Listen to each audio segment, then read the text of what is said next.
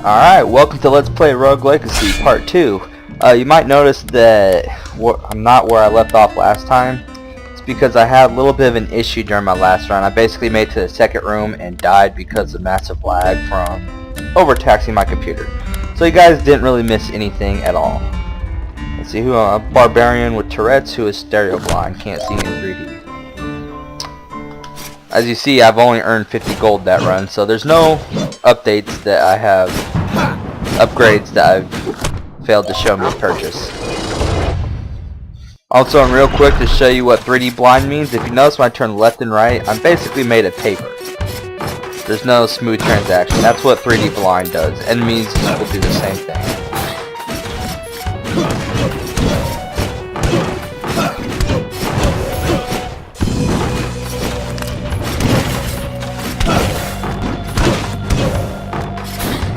And you're noticing how it says 2 HP after every kill because of the vampire room that I got. And if you notice, after every hit a little like angry box comes up. That's the Tourette's trait working.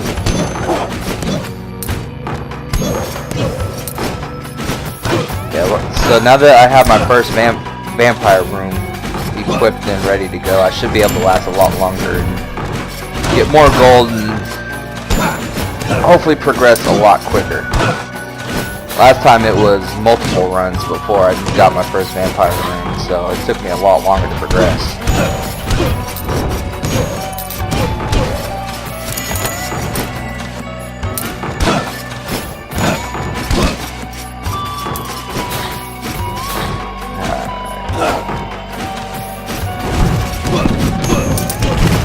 Woo! Almost got hit there. Oh no, yeah. Luckily you get brief invulnerability when you're hit, which really helps out. Otherwise you could die instantly later on in the castle. And of course this game always keeps you on your toes.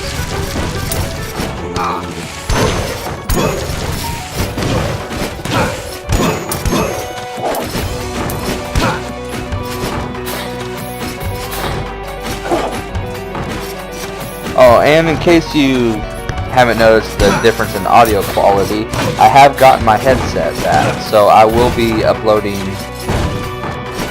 more videos of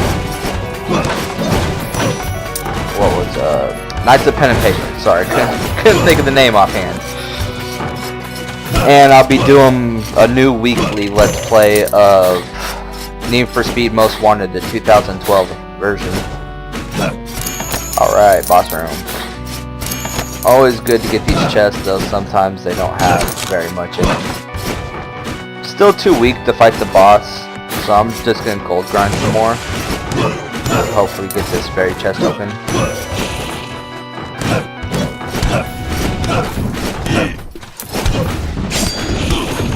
No, no, no! Woo! That was very, very close. One more hit and I'm dead, pretty much.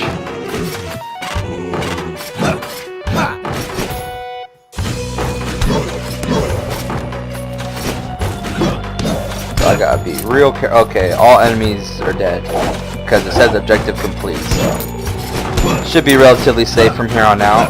So at the very least we got a room. Let's hope it's another vampire room. No, retaliation. Which, as you could probably guess, every time I'm hit by an enemy, I'll deal damage back to them.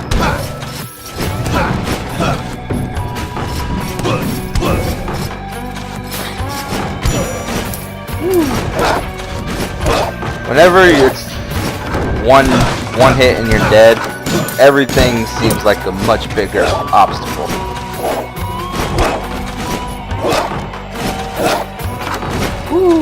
See, like I'm freaking out because that thing will kill me. Oh god.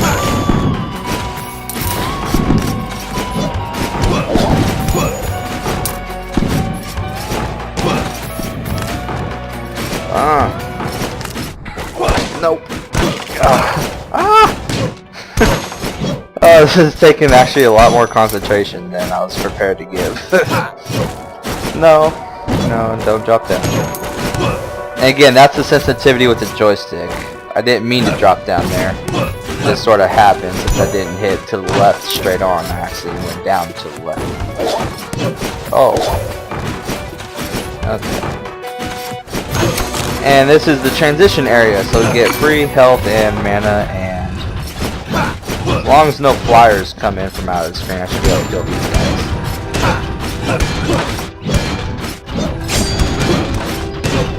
Of course, the ideal way to kill these guys would be hit them in the back as they're turning around, but I could just do this and hopefully get a good monetary reward out of it.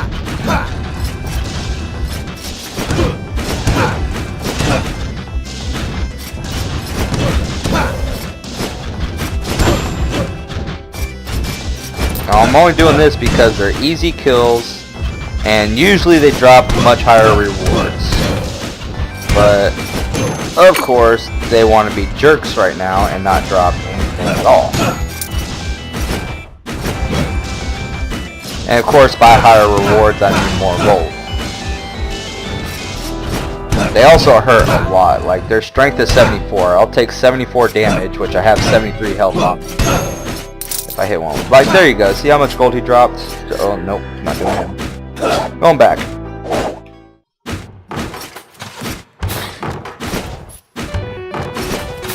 So once you get to the layer levels, you get a lot more gold a lot quicker.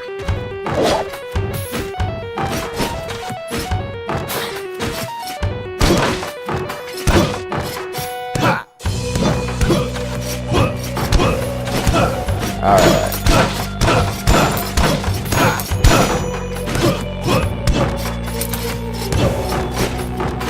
Sometimes I would just allow myself to die if I reach a nice threshold on gold, but I kind of want to progress as quick as possible. That way I don't have 1,000 runs of only 1 or 2 upgrades in between.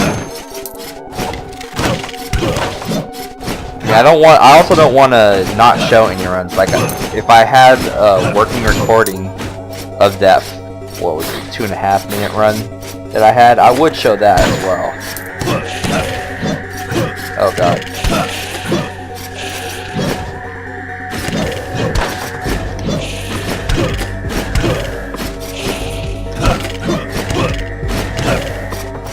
And since there's no EXP, hey look, a Santa in the background. Hahaha. It's the first time seeing Santa in the background. I've seen a couple other random things back there, but never Santa before. Which I completely forgot what I was going to say, so never mind.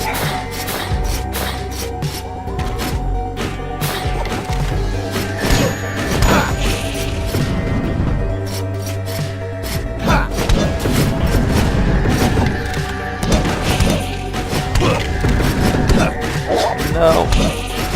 I'll dodge, thank you. Like a boss. Like the total boss that I am. Yeah, this game is a lot harder than it looks. But it's not so hard that you can't, like, you can't fail to progress just because you lack upgrades. I mean, you can make it pretty far with just the default stats. And that's where the skill involved comes in. There's a lot of ways you can defeat these enemies easier. Like, one thing you could do with those guys, you could actually do the pogo stick attack on. Like, I'll try to show it off if I get a chance. You guys saw me do it in the last videos. I even mentioned it one time. But basically, you jump on them and bounce off of them.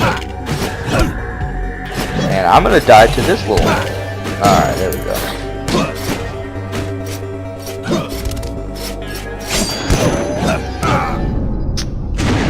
And every now and then that happens where you just pixels away.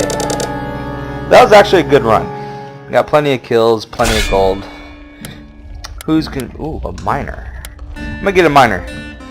A hero for hoarders. Very weak, but has a huge bonus to gold, which is 30%. Instead of getting 10, we'll get 13 per coin. Instead of getting 100, we'll get 130 per bag. The trait, electrophobia. Chickens freak you out. Basically, the chicken wing legs that drop that heal us, well, they actually run around and deal a little bit of damage to you if they hit you. So you have to hit them in digital time to kill them.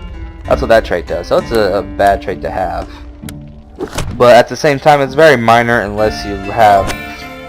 I'm pretty sure they do roughly 6 to 10 damage to you. Well, it's not a whole lot of damage, but it can add up.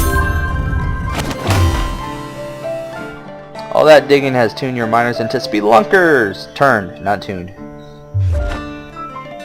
Which... Yep, we're a speedlunket. See, now I can turn on my spiffy little headlamp, which that's literally all it does. So yeah, don't get too excited over that. However, there is another benefit to upgrading to a spelunker. You don't earn more gold. I see how I got 13. You don't get an increase to the bonus gold, but if I open up my map, I can see where all the chests and bonuses are. Likewise, it also tells me where the bosses are. Like, see where those 2 chests are right next to each other in the center of the screen there? And these 2 chests are right there, and those 2 chests right there. Those are the boss rooms, because every boss room has 2 chests in it. And I'm almost dead. Wow. That kinda sucks.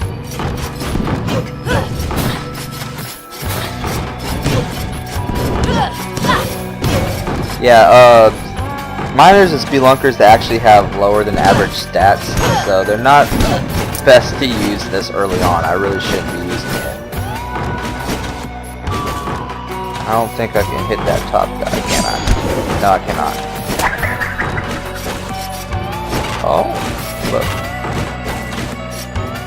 Huh. Yep, trait, Savant. If you look at the bottom left corner, it says Savant, randomized spells. So she had the trait Savant that I didn't recognize that she had.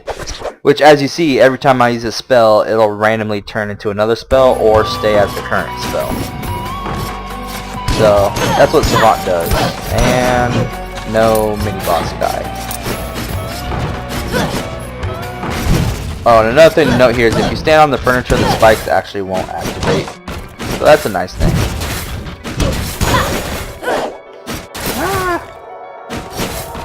And you can only stand on tables, not chairs. Okay. And here we go. Here's the boss room. And again, we knew this because of the chests on the maps that we got. Get some bonus gold. And we got Night Bracers Blueprint. I can't think of the stats of those at the moment. Oh.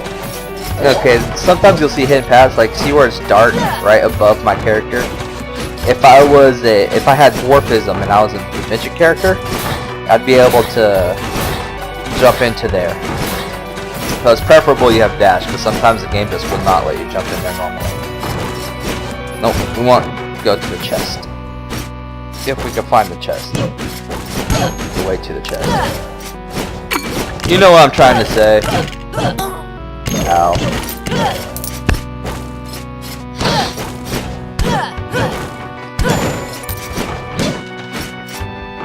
This isn't the way to the chest. We're going back.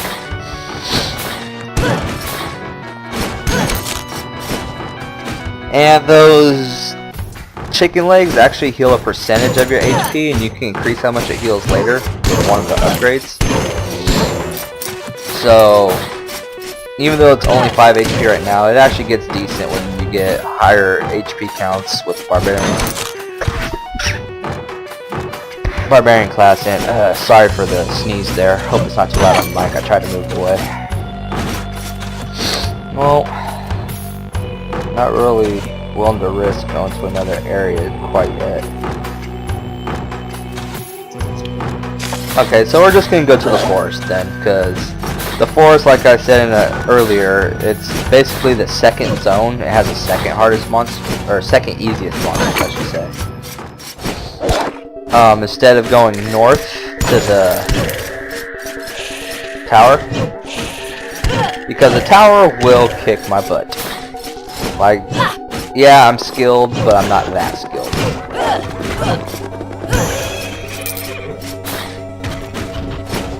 Pogo stick. See, that's an effective way to kill him. But then again, it's also risky. You mess up one time and you're taking damage. 260 gold, not the best, but certainly not the worst that could have happened. I mean, we could have gotten another worthless blueprint. And I say worthless because a lot of these earlier blueprints are just not really worth it. If you really don't want to spend any money upgrading your how much equipment you can wear, then they can somewhat be worth it. But for the most part, it's best just to skip them over.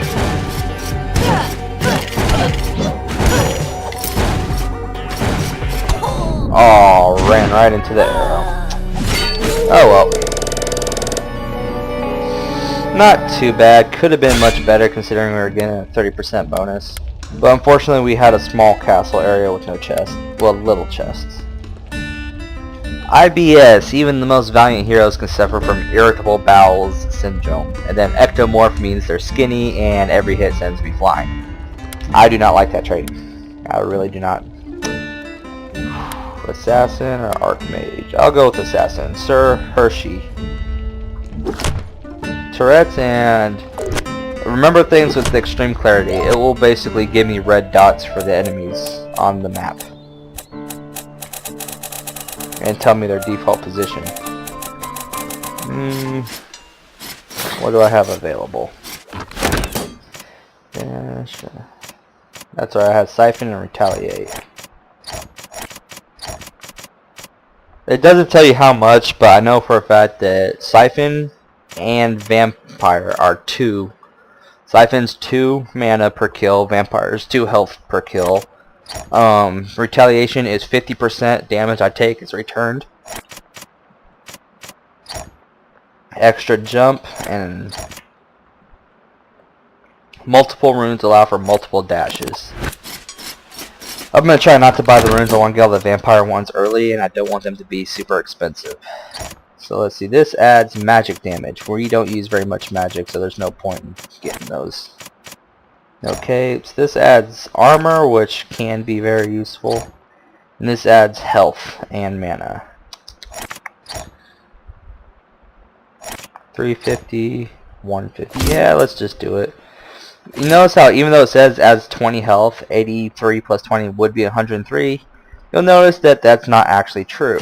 We get a total of 15 additional health. I'm pretty sure it's the percentages of the classes that are making a difference. Like I'm the assassin, which is weaker stats but has the crit chance. I'm pretty sure that's what's playing the part here. I'm pretty sure all these pluses and minuses is if you're playing the knight who has base stats, then those pluses and minuses would be accurate.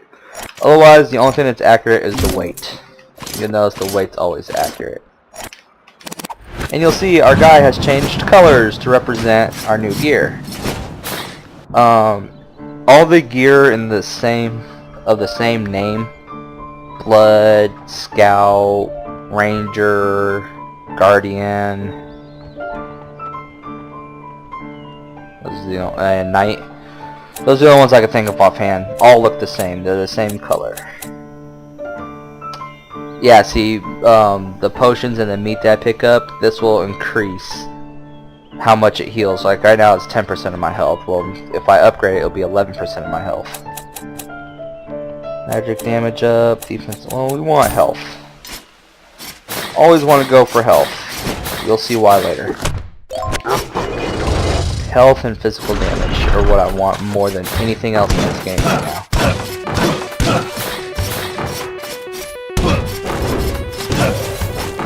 And it's mainly because of my style of gameplay, more than it is because they're the best stats to have. I mean, if you're good at spells, you're going to want your magic damage, you're going to want high mana, you're going to want pick I'm not so good at spells because I'll spam them and run out quickly instead of just running up and smack them in the face once or twice. So, since I'm going to smack them in the face anyway, I want to be able to one-shot kill everything. Which we'll get around to doing later. Oh, that hurt. Also, the class that I'm going for, that I'm trying to rush towards actually, benefits greatly from doing more damage. And you'll find out when we get there. I will highlight everything about that class when I get to it. Ooh, spikes. And picture. A Doom this instead of Cam this, and then instead of a portrait, it's a Doom trait. And what's the other side? A Doomscape instead of a landscape. So it's pretty much Doom and Gloom. The axe. Okay, while I have a potion, I'm going to show you what the axe spell does. It comes out in a traditional arc. There you go. There's your axe spell. Have fun with that.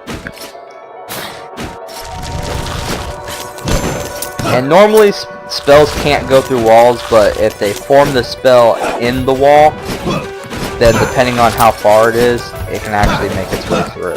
So you gotta be careful of those guys when they're right next to the wall, especially if they're below you.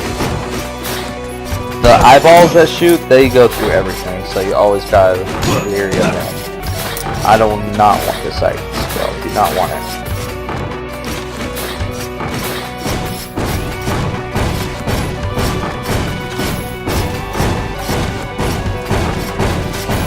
This chest better be worth it. Whee! And it was totally not worth it.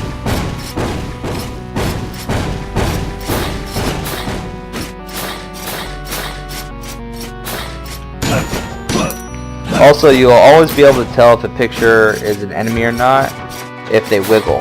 If they wiggle, they're an enemy. If they don't, they're not.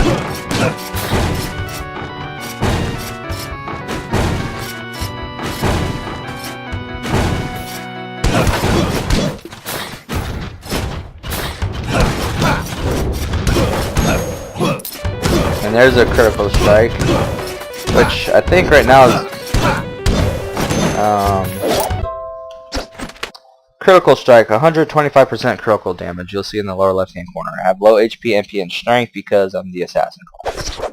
Special mist form. If I hit Y, I drain my mana for a second and I go into this form where I'm not allowed to be hit. If I attack, then I will exit that form automatically.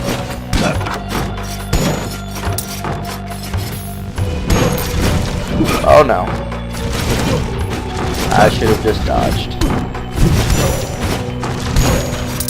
Stupid eyeballs.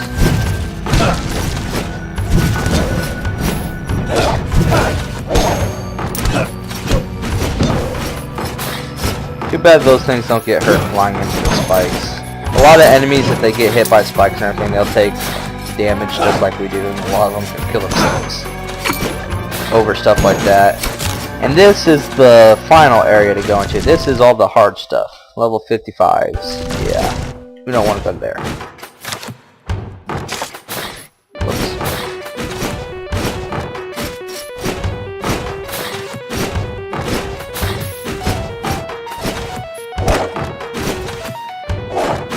Ah! There we go. Ow.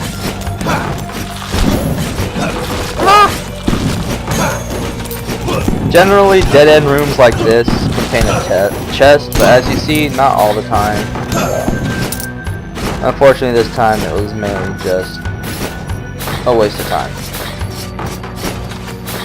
Gold's worth it, but only if they all drop gold. And I took a hit, which honestly was not worth the amount of gold that we got. And this guy, will you pray for assistance? You can either get a curse or a blessing. In this case, we got Charn's Obol. absolutely no idea what it does, but since it shares a name with death, I assume I might be able to not lose my gold the next time I enter the castle. That's what my guess is. I'm not gonna have to pay a toll to enter the castle next round, but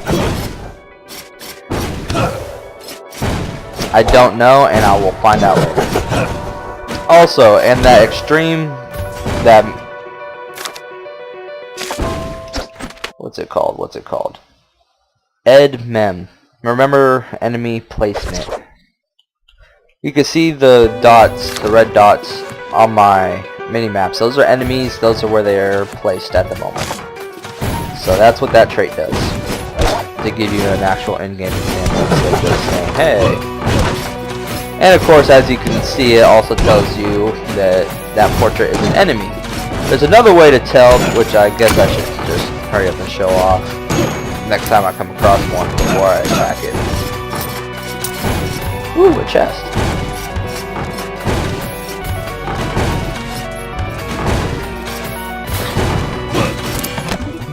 Blueprint. Nice chest plate.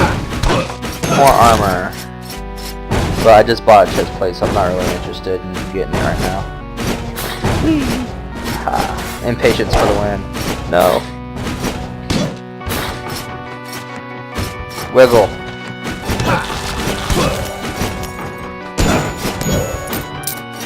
Nope, no enemies. Or no enemy paintings, I should say.